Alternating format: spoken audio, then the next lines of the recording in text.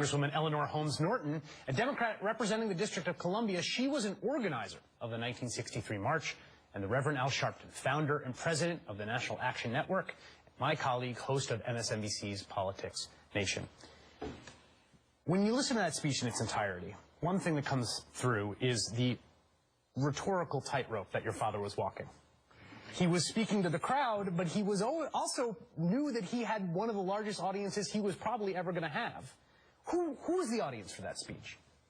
Well, I think the audience has become different than who it was. That day, the audience was not just the crowd, but it was Congress. It was the president. It really was the nation. It now has become the world in a real sense, even though it was a dream that he shared for this nation.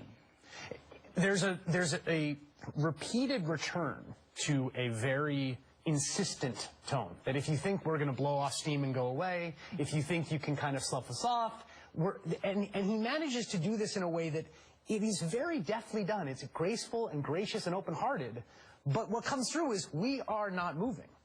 Well, you know, one of the things that you have to think about when you hear the speech in its entirety is that he laid out some of the same issues that Martin III and I are dealing with today and dealt with Saturday, and the Congresswoman deals with all the time. He mentioned at least twice police brutality.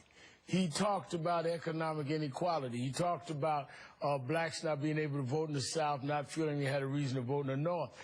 If he were to make that speech today and wasn't Martin Luther King, they would call it the grievance industry, because he laid out some of the same grievances that we are accused of exacerbating today. So it's amazing to hear him raise issues that we get condemned for raising. And particularly the passage, the very striking passage on the promissory note, which is that we have been given a bad check, marked insufficient funds, which gets a huge laugh from the crowd of recognition. Yeah, but by the time he got there, he had laid the predicate. I mean, the speech was brilliant. Leave aside its oratoricals. He starts out. Before you get to the promissory note, he gives you the historical basis for it, the Emancipation Proclamation. Right. And by the time you get to modern times, that has become a real promissory note.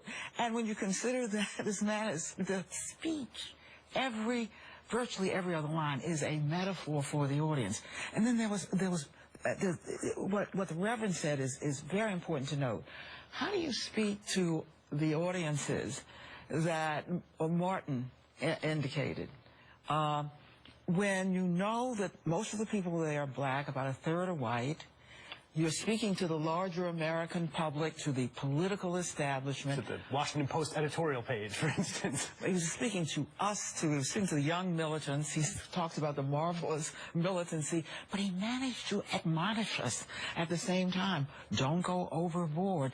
Here was the penultimate skill of an orator who can speak to several audiences at one time, and it's as if you would say, yeah, that line was for me, and someone else will say, and yet, you're right, it doesn't read like a set of grievances. It reads like a poem. It reads like the oration of a poet. And it is precisely that genius that has brought about the mini industry of appropriating the words of the Reverend Dr. Martin Luther King, because there is so much in that speech and so much in the message that people, I want to play a little brief sound clip. We're now going from the most sublime to the most mundane, and I apologize. But this is what 30, 40, 50 years does to the message there, which has now been appropriated by conservatives, by the right, by all sorts of folks about what he actually meant. Take a listen.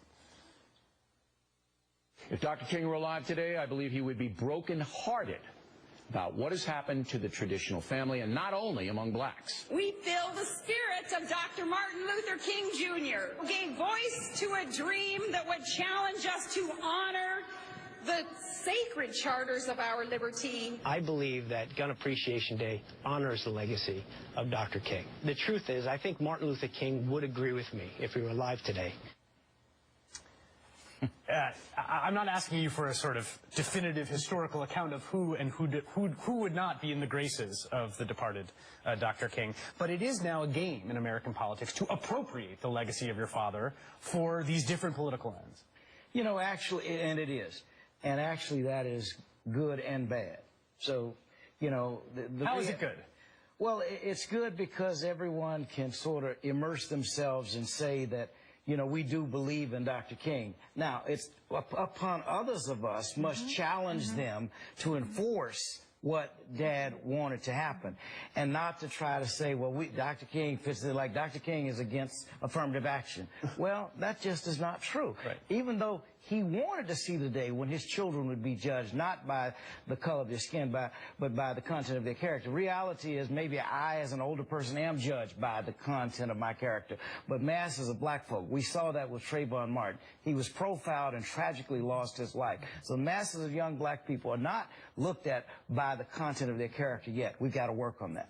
And you know, Jesus, if you forgive the metaphor, Jesus Christ is appropriated by everybody from the far right to the Catholic Church.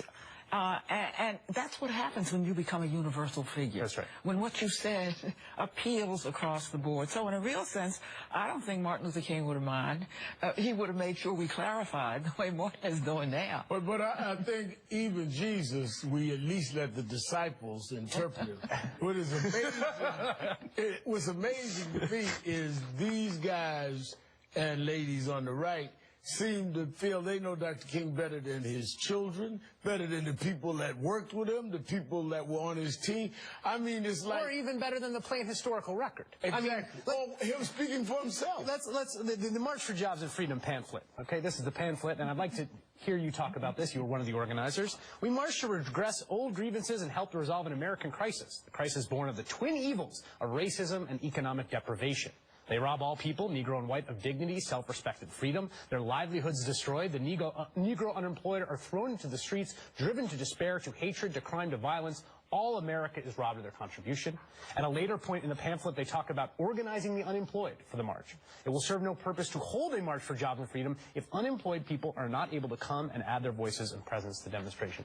There was a profound economic message at economic justice and equality. Well, at first it was going to be a march for freedom, but A. Philip Randolph and Bayard Rustin said, wait one moment. You know, you got to give content to that word. And in 1963, you get... Freedom is too airy. Oh, that's it. You know, that you can appropriate, by the way, very easily. But if you put jobs in there, what are those who, for example, are denying African Americans the right to a job going to do? What are those who don't mind having what we had then, what we have today, twice the unemployment rate for blacks as whites? You got to face those facts. And by the way, the speech was full of facts. You know, it was full of incontrovertible facts, and somehow he managed to do that under the guise of poetry.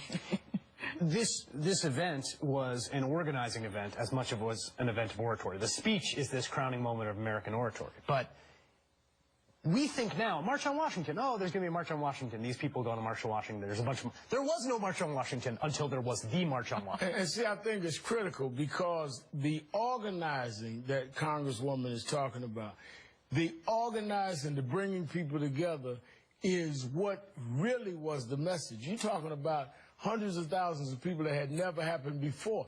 They did not know what Dr. King was going to do. You know, in the hindsight, now, we look back, you would think they went to the I Have a Dream march. They did not know about a dream till they got to the march. They went to stand up for freedom and jobs.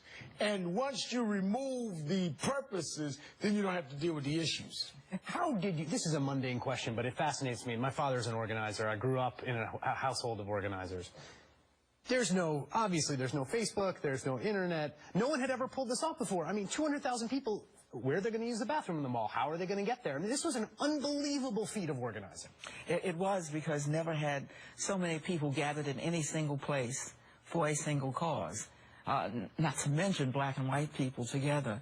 Frankly, but for Bayard Rustin, I don't think there was a human being who had enough experience you could put together and pull this off. And remember, Bayard had been mentored by A. Philip Randolph. And think of who A. Philip Randolph was. He was the only living African Americans who had organized a lasting national movement, the Brotherhood of Sleeping Car Porters.